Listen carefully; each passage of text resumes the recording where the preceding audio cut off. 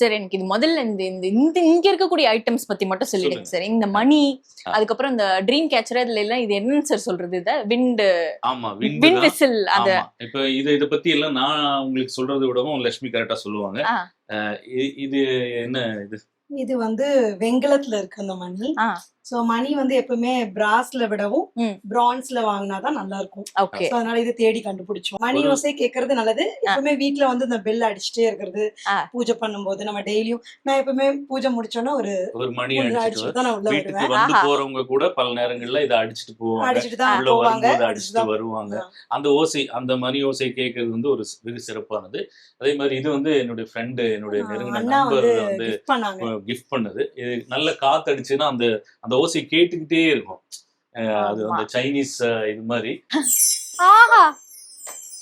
இப்படி இருக்கும். இதோட தாற்பயம், இதோட இது அஷ்டமங்கல்ய விளக்குன்னு சொல்லுவாங்க. மார்னிங் வந்து நம்ம பிரம்ம முகூர்த்தத்துல ஏத்தும் போது வெளியில தான் ஃபர்ஸ்ட் நம்ம தீபம் ஏத்துவோம். எல்லா இடத்துலயுமே அது அப்படிதானே. சோ மார்னிங் காலையில எந்திரிச்சோன்னா ஃபர்ஸ்ட் அந்த விளக்கு ஏத்திட்டு அதுக்கப்புறம் தான் உள்ள இருக்க விளக்கு ஏத்துவோம். அதுக்காக அந்த விளக்கு.